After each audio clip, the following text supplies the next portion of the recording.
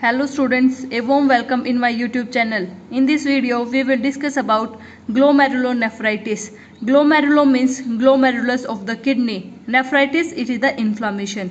So inflammation of glomerular capillaries membrane that occurs due to acute nephrotic syndrome, nephrosclerosis or hyperlipidemia.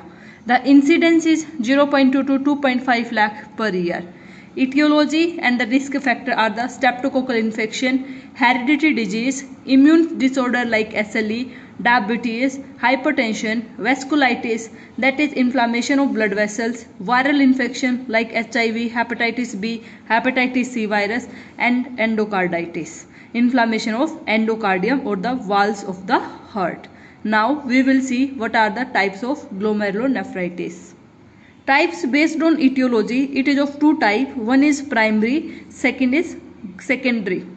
Primary glomerulonephritis, that means the glomerulonephritis, the disease condition, it is related with the kidney. Primary means it is related with the system, so it is related with kidney. For example, immune response to pathogen, acute glomerulonephritis, post-infectious glomerulonephritis, post-streptococcal glomerulonephritis, infectious glomerulonephritis, and membranous proliferative glomerulonephritis. Secondary means the person is having other disease condition or other systemic disease condition, so the person is developing glomerulonephritis like hemolytic uremic syndrome, SLE, progressive systemic sclerosis. So these are two types according to based on etiology. Now, types of glomerulonephritis according to duration or nature of illness, it is two types. One is acute and chronic. Acute means inflammation of the glomeruli which lead to kidney malfunction. It is also known as acute nephritis or post-streptococcal glomerulonephritis. Post-streptococcal means because of Streptococcus pyogenes it is mainly caused, and after the infection has gone the person may develop glomerulonephritis. Chronic glomerulonephritis is due to repeated episode of acute glomerulonephritis leading to irreversible renal failure. So we will discuss acute glomerulonephritis in detail. It is mainly occurring into the age group of 2 to 12 years. The incubation period is 2 to 3 weeks. The causative factor is Streptococcus pyogenes. The signs and symptoms of acute glomerulonephritis are hematuria, anemia, flank pain, edema, fatigue, fluid retention, proteinuria, oligouria, dysuria, hypoproteinemia, decreased GFR, azotemia. The urine color of a child will be coca color in which RBC and protein plugs they are present. Now we will see what is the pathophysiology of acute glomerulonephritis. Pathophysiology include due to any etiological factor there is release of antigen into the blood circulation. So when any etiological factor or viral infection is there, the antigen is released, so the antibody will be formed. So there is a reaction of antigen antibody complex into the glomerulus. So the inflammation response will be there. For the inflammation there will be proliferation of epithelial cells into the glomerulus. There will be leukocytes infiltration into the glomerulus. Because of leukocyte they are infiltrating, the thickening of glomerular filtration membrane is there, and the scarring and the loss of glomerular filtration membrane. Because of scarring there is decreased GFR and glomerular plasma flow. So the retention of sodium and water is there, that will lead to edema and hypertension and other clinical manifestation of glomerulonephritis. Now we will discuss how we will diagnose that a child is having glomerulonephritis. For diagnosis, we will collect the history, physical examination, urine analysis, intravenous pyelography, kidney biopsy, blood test, ultrasound in which kidney is large, edematous and congested will be seen, ASO titer for streptococcal infection, and C-reactive protein will be increased.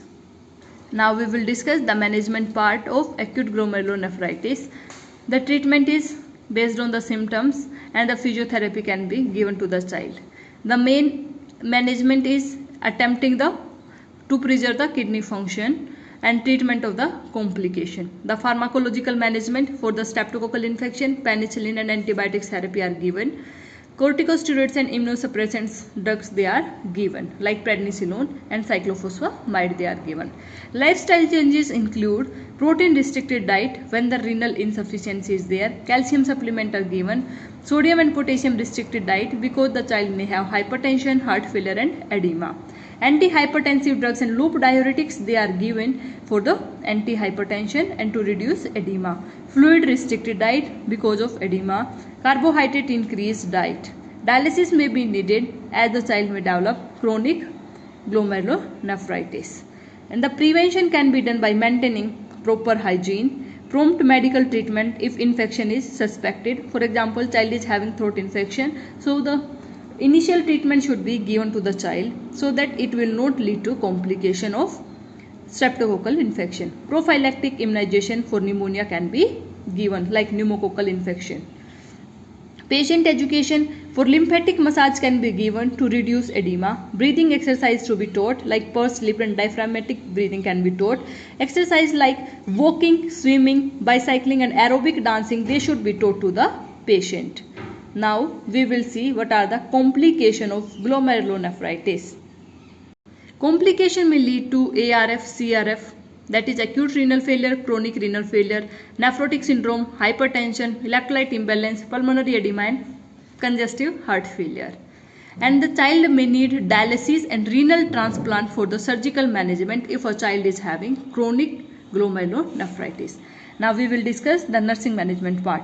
The nursing diagnosis may be acute pain related to inflammation of renal cortex as evidenced by facial expression and verbalization of the patient. So what is the goal of this diagnosis? To relieve from the pain. So first we will assess the onset, duration, severity and intensity of pain.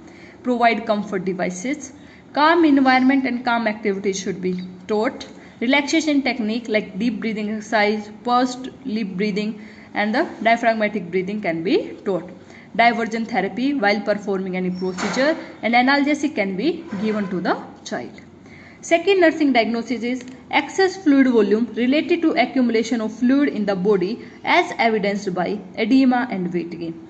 So what is the goal? Goal is to maintain normal fluid electrolyte balance. So what is the nursing management? Change the position frequently, elevate the extremities which are having edema, hot application to be given so that the diuresis can be maintained, administer diuretics and administer albumin to reduce edema. The next nursing diagnosis is ineffective breathing pattern related to accumulation of fluid into the peritoneal cavity as evidenced by increased respiratory rate or dyspnea. So what is the goal? Goal is to maintain normal breathing pattern of a child.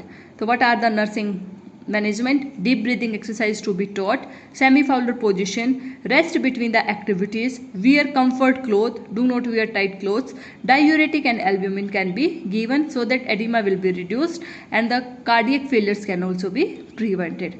So in this video we discussed about glomerulonephritis. Thanks for watching. Do like, comment, share and subscribe. Thank you.